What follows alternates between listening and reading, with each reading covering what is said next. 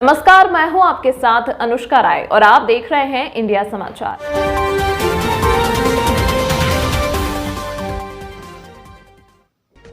अयोध्या शहर के एक प्रतिष्ठित आभा होटल के सभागार में भारतीय पत्रकार सुरक्षा कवच के द्वितीय वार्षिक समारोह में पत्रकारों का एक सम्मेलन संपन्न किया गया, जिसमें अयोध्या के रुदौली, वीकापुर, मिल्कीपुर, पूरा बाजार एवं जिला गोंडा के सैकड़ों पत्रकारों ने शिरकत की, जहां वरिष्ठ पत्रकारों को अंगवस्त्र एवं रामचरितमानस देकर संगठन के राष्ट्रीय अध्यक्ष आंतरिश तिवारी जी द्वारा सम्मानित किया गया। आमंत्रित पत्रकारों ने अपने अपने विचार व्यक्त किए। अयोध्या से मनोज पांडे, वरिष्ठ लिपिक, नगर निगम अयोध्या, देवेंद्र पांडे, वरिष्ठ एडवोकेट समेत दर्जनों पत्रकार ने कार्यक्रम में शिरकत की। अयोध्या से वरिष्ठ रिपोर्टर नीरज श्रीवास्तव, कैमरामैन कार्तिक श्रीवास्तव के साथ।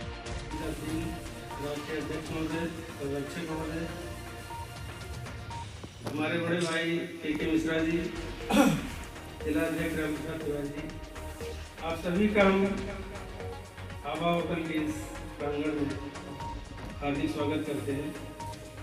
आंग्ल नववर्ष के समय पे आप सभी को ये शुभकामना देते हैं कि ये वर्ष आप सभी भारतीय कवच की पहली मीटिंग में हमारे उपस्थित हुए हैं। बहुत ज़्यादा इस संगठन के बारे में जानकारी नहीं है, इसके जितने सदस्य हैं सभी परिचित नहीं हैं, इसलिए सबका नाम लेना संभव नहीं। संगठन एक संघ के रूप में कार्य करे जिससे इसकी अलग एक छवि बने। जनपद में बहुत सारे संगठन हैं, लेकिन सबका अलग अलग उद्देश्य है। कुछ संगठन ऐसे भी हैं जो केवल साल में एक बार दो बार मीटिंग करते हैं, या तो जब कार्ड का रिन्यूअल होता है या जब उनकी सदस्यता का फॉर्म भरा जाता है, उसके बाद कोई संगठन किसी सदस्य को पूछता नहीं है। तो हम चाहते हैं कि कम से कम महीने में एक बार ऐसी मीटिंग हो जिसमें हर साथी के बारे में समझ सके। चाहे वो प्रशासनिक समस्या हो, चाहे आर्थिक समस्या हो या किसी भी प्रकार की समस्या हो, तो उसमें सहयोग किया जाए तो ही संघ का कोई मतलब नहीं होता। नहीं तो अकेले तो कोई कुछ नहीं कर सकता। इसी के साथ मैं चाहूंगा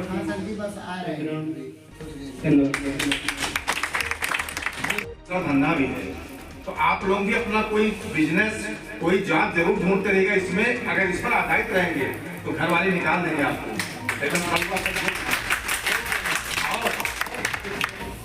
ये मैं इलाहाबाद यूनिवर्सिटी से MCA किया हूँ, मैं वहीं का पढ़ा लिखा हूँ, और मैं 2-3 नौकरी छोड़ करके केवल अकेले होने की वजह से मैं वकालत भी नहीं कर पाता हूँ, तो झूठ नहीं ज़्यादा बोल पाता हूँ, ज़्यादा तेल पानी नहीं लगा पाता।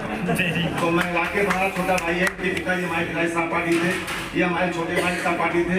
हम लोग बगल बगल के वीकापुर से डेली अप डाउन करते हैं और कोई दिक्कत नहीं है हमको। तो हमारे घर वाले प्रेशर डालते हैं, अखबार छोड़ दो, इतना प्रेशर डालते हैं। कहीं जितना हमारा बेटा गोटिया से MCA करके सॉफ्टवेयर इंजीनियर, उसका बहुत अच्छा पैकेज है, वो कहता है जितना पैसा दे मैं 4 गुना आपको देता हूँ हर महीने में। फिर भी आप कहा यार अगर मैं घर पे बैठ जाऊंगा तो अभी मैं बूढ़ा हो जाऊंगा।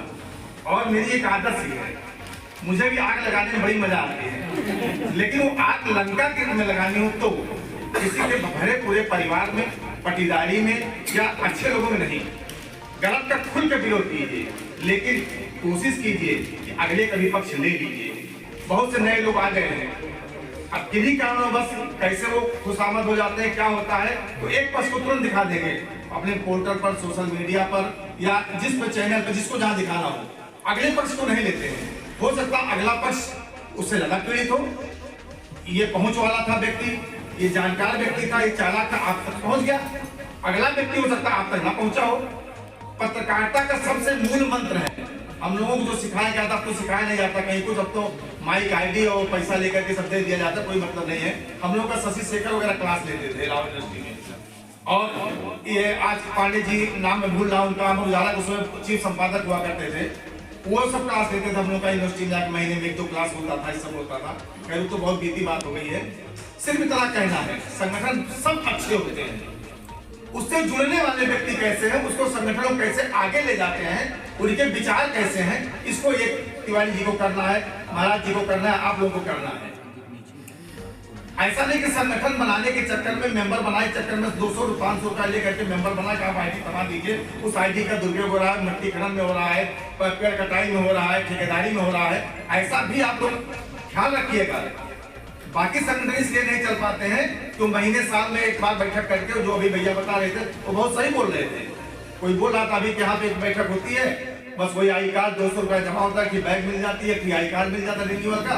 इस आई कार्ड कोई मतलब नहीं है, आप लगा दिए तो जब आप बाहर हो जाएंगे भी। यस, जब तक RNI नंबर ना हो, जब तक आपका इस पर रजिस्ट्रेशन नंबर ना छपा हो। वो दो महिलाएं बैठी हों, बात ना करो। फिर कहा तीसरा कौन बात है, वो कहा कि मिर्जा गालिब जो है उनके अल्फाज, इसका कोई तोड़ नहीं है।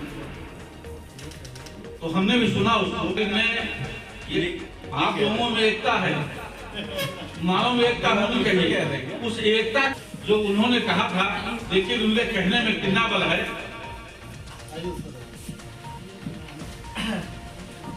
देखिए उन्होंने कहा था, हाय क्या लोग थे, कैसे वो लोग थे। जरा उनके अल्फाज पर ध्यान दीजिएगा। हाय क्या लोग थे, कैसे वो लोग थे, जिंदगी बख्श दी बंदगी के लिए। और एक तू भी तो है, एक मैं भी तो हूँ, बंदगी छोड़ दी जिंदगी की। और उन्होंने लास्ट में कहा कि यूं तो तुम आदमी, यूं तो हम आदमी। देखेंगे उनका अल्फाज क्या है। यूं तो तुम आदमी, यूं तो हम आदमी, यूं तो हर आदमी आदमी है, मगर आदमी उसको कहना गुनहगार है जो ना काम आ सके आदमी के लिए। तो हम एक दूसरे के काम नहीं आएंगे तो हमारा कि हम लोग जिस उद्देश्य से यहाँ इकट्ठा हुए हैं, यहाँ पर एक संकल्प लें। कहीं परेशान है, अगर वो एक आवाज लगाता है, ये नहीं पर्सनली सबके पास फोन करे कि भैया आप आओ हमारी मदद करो। अगर ग्रुप बना है उसमें डाल दिया कि हम भैया परेशान है, तो हम यही उम्मीद रखेंगे कि वहाँ पे सभी लोग उसके साथ खड़े हो जाए। बस हम ज्यादा कुछ नहीं करना चाहेंगे भैया, हम बहुत अच्छे पत्रकारिता में जुड़े हैं, बस यही कमियां देख रहे हैं। बस एक दूसरे की खींचातानी चल रही है, कोई एक नहीं है। तो आप लोग से हम विनती करते हैं, जैसे हम पहले अभी भी समाज सेवी हैं, जो भी याद करेगा हम तुरंत उपस्थित होंगे। और अक्सर हम ये भी चाहते हैं कि पत्रकारिता में भी आप लोग अगर एक दूसरे बुलाते हैं, सहयोग चाहते हैं, तो सब लोग इकट्ठा होकर उसका सहयोग करिए। कोई भी ऐसा अधिकारी नहीं है कि हम लोग के सामने झुक नहीं पाएगा।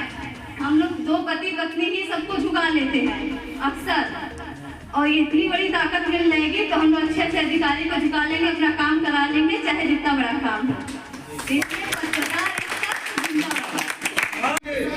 लेकिन सत्य घटना होनी चाहिए। अगर आपकी लड़ाई सत्य है तो मान लिए हमारे अध्यक्ष जी सबसे पहले निकलने का काम करेंगे। जिस प्रकार महात्मा गांधी ने अकेले देश से निकला था, देश से निकल करके साथ 1000 आदमी, एक सारी जनता निकल पड़ी।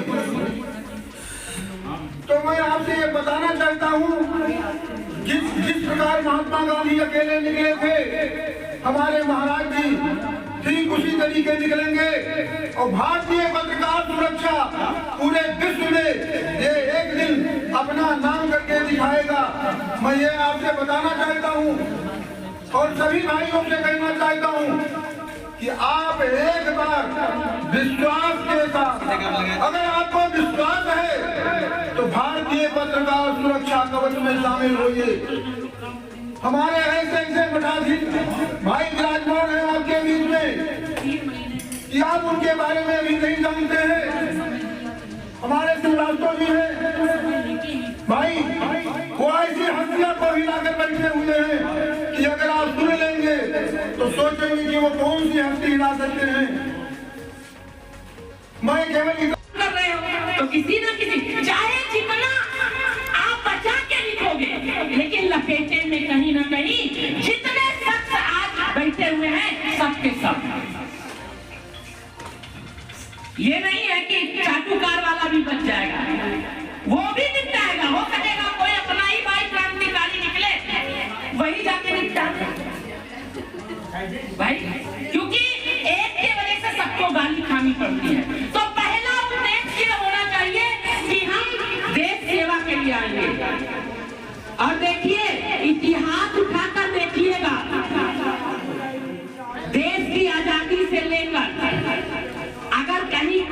परिवर्तन किया।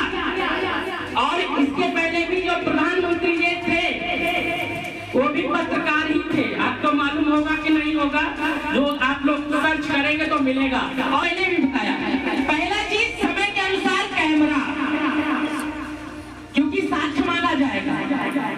अगर आपको अधिकारी डांट दिया तो आपने अपना कैमरा बंद कर लिया तो आप पत्रकार नहीं रहे। आप अपने कहिए, आप अपना काम करिए, मुझे अपना काम कर दीजिए। दूसरा कलम और तीसरा आवाज। आवाज क्या है? जब तक आपको सवाल पूछना नहीं आता तब तक आप पत्रकार नहीं हो। तो सवाल पूछना आना चाहिए, नहीं तो अधिकारी ही आपको लपेटे में ले लेगा तो आप कैसे पत्रकार। ऊपर थोड़ा सा दया दृष्टि से देखे और हमें सपोर्ट करे। और साथ में ये भी मांग है कि जब पत्रकारों के ऊपर आक्रमण हो जाता है, मारे जाते हैं, कैमरे तोड़े जाते हैं, ये भी सुनने को हर जिले से या प्रदेश से आता है, तो केंद्र और राज्य सरकार से ये भी हम प्रार्थना करते हैं कि इस वर्ष अगर ऐसी घटनाएं कहीं घटती हैं तो तुरंत ऐसे अराजक तत्वों पे कार्रवाई की जाए और उन्हें जेल डाला जाए। और इसकी बृहद तरह से हम लोगों ने सरकार से भी प्रार्थना की और ईश्वर से भी प्रार्थना की है कि हम लोगों की सुरक्षा रक्षा ईश्वर तो करे ही, साथ में आप भी जो है, क्योंकि हम भी देश की सेवा अपनी तरफ से हम लोग दे रहे हैं। और आगे कुछ सवाल ले भैया। तब जैसे बच्चा कोच भारतीय पत्रकार सुरक्षा कोच के तहत जो माननीय राज्यपाल जी को ज्ञापन दिया गया है, उसमें क्या कार्रवाई हो रही है? देखिए, ये हम लोगों ने जो ज्ञापन भेजा था अभी तो उसका, क्योंकि अधिकारियों ने कहा कि अभी 22 तारीख तक हम लोगों के पास व्यस्तता है और 22 तारीख तक आप लोग कोई चीज हम लोगों को डिस्टर्ब मत करिए। 22 तारीख के बाद उसमें क्या हुआ है उसके बारे में हम लोग जाके अधिकारियों से मिलकर फिर उनसे उसकी रिपोर्ट लेंगे। मांग किया था आपने, किस चीज पर मांग किया है? जी, जैसे हमारी मांग जो है सबसे पहले है कि पत्रकार सुरक्षा कानून सारे राज्यों में लागू होना चाहिए।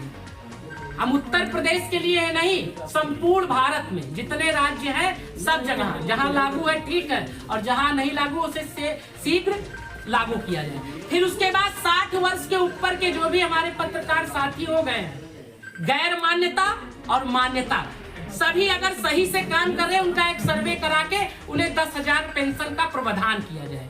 साथ में जैसे सैनिक सेवा देता है उसी प्रकार से पत्रकार भी अपनी सेवा दे रहा है।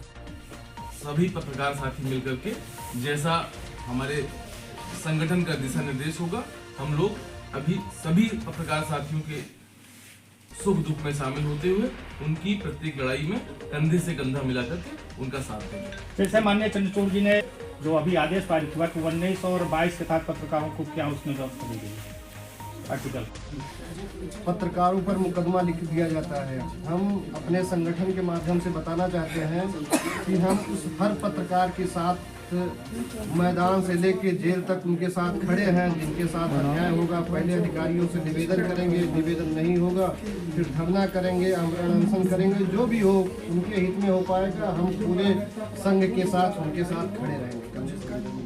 धन्यवाद जिलाध्यक्ष जी को।